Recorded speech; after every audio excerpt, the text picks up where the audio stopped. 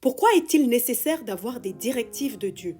De la même manière que nous avons des besoins vitaux tels que boire, manger, dormir, notre être spirituel a également besoin de lire la parole de Dieu, de prier et d'écouter Dieu. Une personne peut détruire sa vie si elle n'est pas à l'écoute de Dieu. Nous allons voir des exemples bibliques de personnes qui ont échappé au désastre parce qu'elles ont écouté la voix de Dieu. Le premier exemple que nous allons voir est celui d'Abraham qui est passé de la frustration, de la limitation à la célébration. Mes frères et sœurs, personne n'aurait entendu parler d'Abraham s'il n'avait pas écouté Dieu. En étant attentif à la voix de Dieu, il a pu sacrifier le bélier au lieu de sacrifier son fils Isaac. La première chose qu'il avait entendue, c'est de se rendre au mont Morija, là où il devait sacrifier Isaac. Au moment où il étendit la main et prit le couteau pour égorger son fils, l'ange de l'Éternel l'appela des cieux et dit « Abraham, Abraham !» Et il répondit « Me voici !» L'ange dit « N'avance pas ta main sur l'enfant et ne lui fais rien, car je sais maintenant que tu crains Dieu et que tu ne m'as pas refusé ton fils unique. » Alors, imaginons que Abraham n'avait pas écouté Dieu à ce moment-là et qu'il ne s'était appuyé que sur sa première révélation. C'est pour cela qu'il est très important d'écouter Dieu chaque jour, parce que le Seigneur peut te donner plus de détails concernant une instruction. Selon les circonstances, les situations, il peut ajuster une directive. Il y a beaucoup de serviteurs de Dieu qui sont dans la frustration parce qu'ils n'ont plus entendu la voix de Dieu depuis leur première révélation. Et ils sont en train de marcher avec des vieilles révélations. Exemple numéro 2, Isaac. En écoutant Dieu, il avait été capable d'éviter plusieurs erreurs. Des erreurs qui l'auraient mené dans la mauvaise direction. Genèse chapitre 26 au verset 1. Il y eut une famine dans le pays, outre la première famine qui eut lieu du temps d'Abraham. Et Isaac alla vers Abimélec, roi des Philistins, à Guérar. L'Éternel lui apparut et dit « Ne descends pas en Égypte, demeure dans le pays que je te dirai. » Certainement, tu es en train de te dire « Oh, c'est trop difficile de vivre en Afrique, j'aimerais aller en Europe, en Amérique. » C'était le cas d'Isaac. Il se peut que de nombreuses personnes autour de toi cherchent à émigrer vers de plus verts pâturages. Mais que le Seigneur te dise de demeurer là où il y a la sécheresse. Ne bouge pas, je serai avec toi, je te bénirai, je multiplierai ta semence, ton travail, la terre que j'ai promis à ton père Abraham. Tu seras une source de bénédiction pour plusieurs personnes. Genèse 26 à partir du verset 12. Isaac sema dans ce pays. Il recueillit cette année le centuple, car l'Éternel le bénit. Cet homme devint riche et il alla s'enrichissant de plus en plus, jusqu'à ce qu'il devint fort riche, bien-aimé, dans un pays où demeurait la sécheresse. Il avait des troupeaux de menu bétail et des troupeaux de gros bétail, un grand nombre de serviteurs. Aussi, les Philistins lui portèrent envie. Si tu es sensible à la voix de Dieu, tu auras une position enviable et tu réussiras là où d'autres ont échoué. Bien-aimé, ne bouge pas, n'agis pas en fonction des circonstances ou de la situation, mais agis en fonction de ta révélation. Il y a environ 7 ans de cela, j'ai rencontré un sexagénaire en Angleterre. Cet homme avait honte de retourner au pays après avoir passé 30 ans en Europe. Il n'avait pas construit de maison. Après une trentaine d'années de dur labeur, au final, il n'avait rien de concret, ni en Europe, ni en Afrique. Ta réussite ne se trouve pas dans ta destination, mais dans ta révélation. Ce que Dieu t'a dit. Si Isaac avait ignoré la voix de Dieu et était parti en Égypte, cela aurait changé la destinée d'Israël. C'est de cette façon que plusieurs personnes s'égarent, par manque de directives. Supposons que ton avenir se trouve en Afrique. À quoi sert d'avoir un permis de séjour en Amérique ou en Europe si ta destinée est ailleurs? Don't move by sight, but move by light. N'agis pas en fonction de ce que tu vois, mais agis à la lumière de la parole de Dieu. Et tu te demandes, pourquoi les choses ne marchent pas? Pourquoi les choses sont si difficiles? Suis-je dans une mauvaise affaire? Une mauvaise connexion? Suis-je au bon endroit? Ce mois-ci, tu entendras la voix de Dieu et tu l'entendras clairement au nom de Jésus-Christ. Amen. La parole de Dieu dit dans le psaume 133, « Voici, oh, qu'il est agréable, qu'il est doux pour des frères de demeurer ensemble. C'est comme l'huile précieuse qui répandue sur la tête, descend sur la barbe d'Aaron, qui descend sur le bord de ses vêtements. C'est comme la rosée de l'Hermon qui descend sur les montagnes de Sion. Car c'est là que l'Éternel envoie la bénédiction, la vie pour l'éternité. » Il y a un lieu précis où le Seigneur envoie sa bénédiction. Il va te le révéler et ta destinée ne sera pas détruite. Tu n'échoueras pas au nom de Jésus-Christ. Autre exemple, le prophète Samuel. En écoutant Dieu, le prophète Samuel a pu déverser l'huile sur la bonne tête. En échappant de tomber dans le piège des apparences, il a été capable de faire la bonne chose. 1 Samuel 16 au verset 7b. L'Éternel ne considère pas ce que l'homme considère.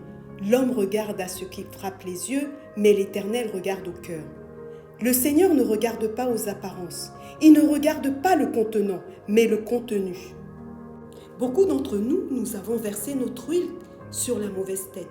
Cette tête peut représenter la mauvaise affaire dans laquelle tu as investi. La personne à laquelle tu t'es fiancé parce qu'il ou elle a de l'argent, est beau ou belle, bien aimé. La beauté ou la richesse ne sont pas des critères de choix pour vivre un mariage heureux. Au nom de Jésus-Christ, je reçois la grâce d'avoir des révélations, des directives. Au nom de Jésus-Christ, je n'échouerai pas. Le quatrième exemple est l'exemple de David. Nous pouvons fréquemment lire dans la Bible « Et David questionna le Seigneur, David questionna le Seigneur ». Que ce soit pour des petits détails ou des affaires importantes, David questionnait le Seigneur. 1 Samuel 30, verset 8. Et David consulta l'Éternel en disant, « Poursuivrai-je cette troupe? L'atteindrai-je » L'Éternel lui répondit, « Poursuis, car tu atteindras et tu délivreras. » David a échappé à de nombreux pièges de l'ennemi parce qu'il était à l'écoute de l'Éternel. Beaucoup de personnes meurent sur le champ de bataille. Ce n'est pas parce que le diable est méchant ou que le Seigneur n'est pas miséricordieux, mais c'est tout simplement parce qu'ils ne sont pas sensibles à la voix de Dieu. 1 Chroniques 14 au verset 8. Les Philistins apprirent que David avait été oint pour roi sur tout Israël et ils montèrent tous à sa recherche. Chaque fois que le Seigneur te revêt d'un nouveau manteau, il y a une nouvelle bataille. Chaque fois que tu montes de niveau, il y a une nouvelle bataille. Tout ennemi, tout démon qui te cherche cette année va rencontrer le feu dévorant et il va mourir. 1 Chroniques 14, verset 9. Les Philistins arrivèrent et se répandirent dans la vallée de Réphaïm. David consulta Dieu en disant, « Monterai-je contre les Philistins et les livreras-tu entre mes mains ?» Et l'Éternel lui dit, « Monte et je les livrerai entre tes mains. » Là où l'ennemi pensait que cet endroit sera un champ de bataille, ce sera un champ de percée spirituelle. 1 Chroniques 14 au verset 11. Ils montèrent à Baal-Pérazim, où David les battit.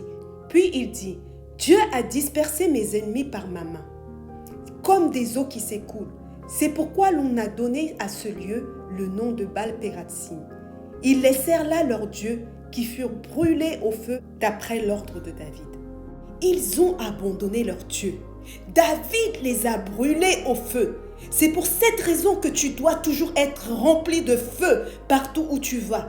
Certains de tes concurrents lors des entretiens viennent avec leur charme, des amulettes, des puissances diaboliques, des enchantements. D'autres personnes encore mettent la religion en avant. Or, elles servent des puissances occultes. Que leur puissance soit détruite au nom de Jésus-Christ. Les Philistins se sont dispersés. Après avoir essuyé une défaite cuisante, ils sont revenus à l'attaque. David pouvait se dire, je les battrai certainement une fois de plus. Mais non, au verset 14, versets 13 à 14, les Philistins se répandirent de nouveau dans la vallée. David consulta encore Dieu et Dieu lui dit, tu ne monteras pas après eux, détourne-toi d'eux et tu arriveras sur eux vis-à-vis des mûriers. David a reçu 2 instructions. La première, il ne devait pas les faire face, il devait se détourner. La deuxième instruction se trouve au verset 15. Quand tu entendras un bruit de pas dans les cimes des mûriers, alors tu sortiras pour combattre, car c'est Dieu qui marche devant toi pour battre l'armée des Philistins. As-tu déjà entendu des arbres faire des bruits de pas? Cela veut dire que c'est Jéhovah lui-même qui marchait sur le champ de bataille avec ses troupes. Pendant cette année, cette saison, Jéhovah lui-même marchera devant toi et combattra tous tes combats. Les expériences des hommes peuvent échouer, mais pas les instructions de Dieu. Beaucoup d'entre nous, nous avons échoué parce que nous avons voulu appliquer nos anciennes expériences. Dieu peut te dire, laisse-moi te donner des instructions parce que tu ne connais pas l'ennemi. Ce sont probablement les mêmes ennemis qui sont localisés au même endroit, mais tu as besoin d'une autre stratégie. C'est donc une nécessité vitale d'avoir des instructions, des directives du Seigneur. De nombreuses personnes se sont fait piéger par l'ennemi par manque de révélation. Beaucoup de personnes aujourd'hui sont frustrées dans les mariages parce qu'elles se sont mariées par tradition selon une certaine approche. Bien-aimés, il ne faut pas prendre les directives de Dieu à la légère. Nous allons finalement voir l'exemple de Paul l'apôtre. L'apôtre Paul est entré dans le ministère par révélation. Dans Acte 9 au verset 3, comme il était en chemin et qu'il approchait de Damas, tout à coup, une lumière venant du ciel resplendit autour de lui. Il tomba par terre et il entendit une voix qui lui dit « Saul, Saul, pourquoi me persécutes-tu » Acte 9, verset 6, tremblant et saisi d'effroi, il dit « Seigneur, que veux-tu que je fasse » Et le Seigneur lui dit « Lève-toi, entre dans la ville et on te dira ce que tu dois faire. » Paul a donc reçu son ministère par une direction divine. Acte 16, verset 7. Arrivé près de la Mysie, ils se disposaient à entrer en Bithynie, mais l'Esprit ne leur permit pas. S'il est vrai que le Seigneur nous a ordonné d'aller prêcher dans toutes les nations, le Saint-Esprit peut nous empêcher d'aller dans certains endroits. Combien de fois nous avons gaspillé notre énergie dans des œuvres que nous pensions bonnes? Combien de fois nous nous sommes engagés dans des affaires, croyant que Dieu est avec nous? Plusieurs personnes ont rendu leur vie compliquée en imposant des mains ou en priant pour des personnes sans directive divine. Le bishop Oyedepo est allé un jour prêcher au Japon. La présence de Dieu était si lourde que l'interprète était tout en larmes. Ému par les besoins qui se faisaient sentir, les âmes qui étaient assoiffées, il a voulu étendre sa mission.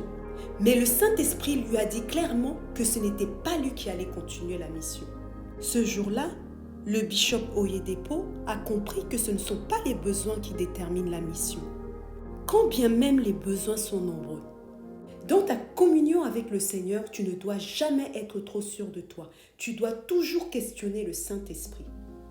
Dans Acte 20, verset 22, Paul dit « Et maintenant voici lié par l'Esprit, je vais à Jérusalem, ne sachant pas ce qui m'y arrivera. » Acte 21, verset 10. Comme nous étions là depuis plusieurs jours, un prophète nommé Agabus descendit de Judée et vint nous trouver. Il prit la ceinture de Paul, se lia les pieds et les mains et dit « Voici ce que déclare le Saint-Esprit. L'homme à qui appartient cette ceinture, les Juifs le lieront de la même manière à Jérusalem et le livreront entre les mains des païens. » Le Saint-Esprit a-t-il réellement conduit Paul à Jérusalem? Lisons ce que Paul disait dans le livre des Romains au chapitre 9, verset 3. « Car je voudrais moi-même être anathème et séparé de Christ pour mes frères, mes parents selon la chair qui sont israélites. » Paul exprimait beaucoup de sentiments pour son peuple. Il préférait être maudit et séparé de Christ pour que son peuple soit sauvé. Est-ce que l'appel de Paul était pour le peuple juif? Est-ce que Dieu l'avait envoyé vers le peuple juif? Non, absolument pas. Regardons dans le livre de Galates au chapitre 2, au verset 7. Au contraire, voyant que l'évangile m'avait été confié pour les incirconcis, comme à Pierre pour les circoncis. De même, dans le livre de Romains au chapitre 11, verset 13, « Je vous le dis à vous païens, en tant qu'apôtre des païens, je suis apôtre des païens, je glorifie mon ministère. » Malgré tout cela, il voulait quand même se rendre à Jérusalem parce qu'il avait beaucoup de sentiments qui débordaient pour son peuple. Aussitôt qu'il a mis les pieds à Jérusalem, des Juifs qui l'ont aperçu ont commencé à crier « Oh, voilà cet homme que l'on cherchait depuis longtemps, qui trouble notre peuple. Il a emmené des païens dans le temple pour le désacraliser. Oh, Paul qui était une célébrité est devenu un criminel. » Le fait que tu étais un pharisien avant ne veut pas dire que ton ministère soit parmi les Juifs. Ce n'est pas à toi de déterminer là où tu dois prêcher. Dans Acte 23 au verset 12, ils se sont fait des imprécations. Ils ont juré de jeûner jusqu'à ce qu'ils tuent Paul. Finalement, le Seigneur l'avait ramené à Rome, là où était son appel. Si l'apôtre Paul était resté dans son champ de mission, il n'aurait pas eu de turbulence dans son bateau. Il n'aurait pas rencontré de vipères. Bien-aimés, apprenons de l'apôtre Paul. Apprenons à écouter les instructions de Dieu pour éviter tout d'abord les pièges de la destruction. Deuxièmement, pour éviter d'aller dans la mauvaise direction. Troisièmement, pour éviter de dépenser notre énergie en vain. Quatrièmement, pour éviter d'investir dans une mauvaise affaire. Cinquièmement, pour éviter de s'associer avec les mauvaises personnes. Le Seigneur, dans sa miséricorde, peut te révéler l'état d'âme d'une personne dans un songe pour que tu ne sois pas détruit. Si tu mets un Jonas dans ton bateau, il va faire couler ton bateau. Sixièmement, il est important d'avoir des instructions de Dieu pour ne pas vivre dans la confusion et dans la frustration. Septièmement, pour éviter de vivre seulement selon tes expériences et ne plus s'attendre à Dieu. Au nom de Jésus, toute cette année, tu écouteras la voix de Dieu. Tes yeux et tes oreilles seront ouverts au nom de Jésus-Christ. Comment écouter la voix de Dieu? Premièrement, il faut être une brebis du Seigneur. Jean 10 au verset 3, les brebis entendent sa voix. Tu ne dois pas simplement être un chrétien, mais un chrétien véritable, né de nouveau. Jean 10 verset 27. Mes brebis entendent ma voix. Je les connais et elles me suivent. Tu ne dois pas seulement entendre la voix du Seigneur, mais tu dois le suivre, écouter ses instructions, suivre ses instructions. C'est le privilège, l'avantage fait aux brebis d'entendre la voix du berger. Deuxièmement, tu dois être désespéré d'entendre sa voix. Osée 6 au verset 3. Connaissons, cherchons à connaître l'Éternel. Tu dois être désespéré, assoiffé d'écouter la voix du Seigneur. C'est un besoin vital, comme l'eau et la nourriture le sont pour le corps. Proverbe 2 verset 4. Si tu la cherches comme de l'argent et que tu la recherches comme des trésors cachés, alors tu comprendras la crainte de l'Éternel. Il faut arriver au point où tu vas te dire « Je ne peux rien faire sans Dieu, je ne peux rien faire sans ses instructions. Je vais rester à mon poste, jusqu'à ce qu'il me dise ce que je dois faire. » Habakkuk 2 verset 1. À chaque fois que j'avais besoin d'entendre la voix de Dieu dans un cas critique, tel que savoir qui épouser, je faisais un jeûne de 3 jours à sec sans boire ni manger. Nous devons apprendre à mettre de côté du temps pour écouter la voix de Dieu. De nos jours, beaucoup de gens se marient sans demander la volonté de Dieu, sans écouter les instructions de Dieu. Ils se marient dans la précipitation. La chose que je crains le plus, c'est de devenir insensible à la voix de Dieu. Cela ne sera pas ta portion au nom de Jésus-Christ. Sois connecté, sois sensible à sa voix. Savoir écouter le Saint-Esprit est une fonction de l'Esprit. Le Saint-Esprit n'est pas là seulement pour que nous puissions parler en langue, mais c'est aussi pour que nous puissions être dirigés, instruits. Romains 8, verset 14, « Car ceux qui sont conduits par l'Esprit de Dieu sont fils de Dieu. » Les fils de Dieu, c'est ceux qui ont le privilège de l'écouter et de le suivre. 4, verset 1, Jésus, rempli du Saint-Esprit, revint du Jourdain et fut conduit par l'Esprit dans le désert. Et enfin, il est important de parler en langue. 1 Corinthiens 14, verset 2 nous dit que ceux qui parlent en langue parlent des mystères de Dieu. Et dans ce mystère du parler en langue, il y a une réponse à tes prières. Là où se trouve ta destinée, là où se trouve ton mari, là où se trouve ton épouse. Quand tu parles en langue, ton esprit te conduit vers des visions qui vont te donner des révélations, des instructions, des directives. C'est lorsque je suis montée dans le mystère de l'esprit, quand je suis montée dans le domaine spirituel, que j'ai reçu la révélation de construire le grand homme qui se trouve à Abuja. Reçois le téléchargement de sa parole. Remercie le Seigneur Jésus-Christ pour cette parole. Seigneur Jésus, nous te remercions, nous te bénissons, Seigneur, pour cette parole. Bénis ton serviteur au nom de Jésus-Christ. Amen.